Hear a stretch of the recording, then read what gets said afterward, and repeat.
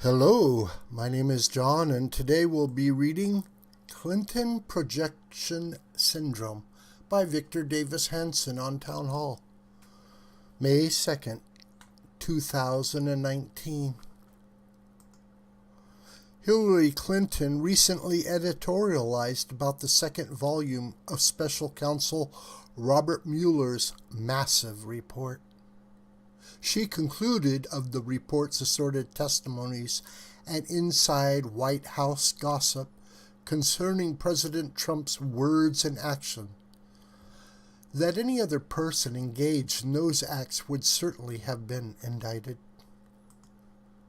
Psychologists might call her claims projection. That is a well-known psychological malady of attributing bad behavior to others as a means of exonerating one's own similar, if not often even worse, sins. After 22 months of investigation and $34 million spent, the Mueller report concluded that there was no Trump-Russia collusion, the main focus of the investigation, even though that unfounded allegation dominated print and televised media speculative headlines for the last 2 years. While Mueller's report addressed various allegations of Trump's other roguery, the special counsel did not recommend that the president be indicted for obstruction of justice in what Mueller had just concluded was not a crime of collusion. What Mueller strangely did do, and what most federal prosecutors do not do, was cite all the allegedly questionable behavior of a target who has just been de facto exonerated by not being indicted. What Mueller did not do was explain that much of the evidence he found was clearly a product of unethical and illegal behavior. In the case of the false charge of collusion, the irony was rich.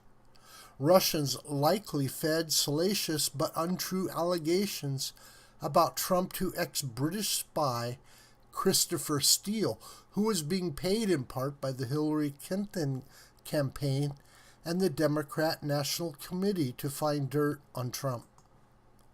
The Russians rightly assumed that Steele would lap up their fantasies, seed them among Trump-hating officials in the Barack Obama administration, and thereby cause hysteria during the election, the transition, and eventually the Trump presidency.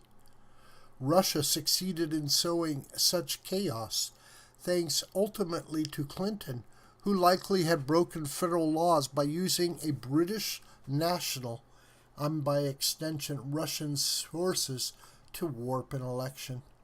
Without the fallacious Steele dossier, the entire Russian collusion hoax never would have taken off.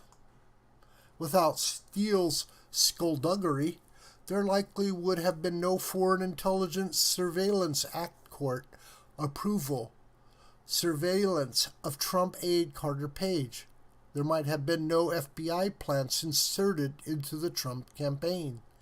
There might have been no subsequent leaking to the press of classified documents to prompt a Trump collusion investigation.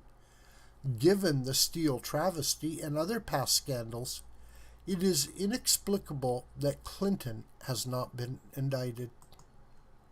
Her lawlessness first made headlines 25 years ago when she admitted that her cattle futures broker had defied odds of 1 in 31 trillion by investing 1,000 from her trading account and returning a profit of nearly $100,000. Clinton failed to report about $6,500 in profits to the IRS. She initially lied about her investment windfall by claiming she made the wagers herself. She even fantastically alleged that she mastered cattle futures trading by reading financial newspapers. To paraphrase Clinton herself, anyone else would have been indicted for far less.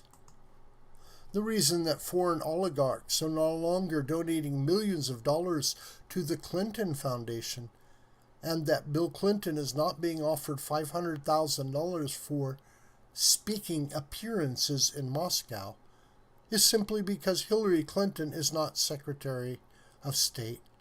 She is no longer in a public position to hector her colleagues into approving pro-Russian commercial deals, such as the one that gave Russian interests access to North American uranium.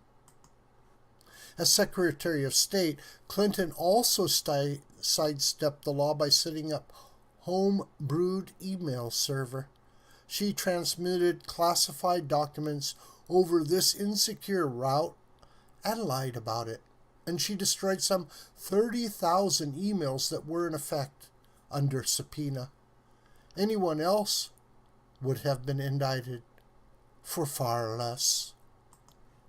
In truth, Clinton was at the heart of the entire Russian collusion hoax.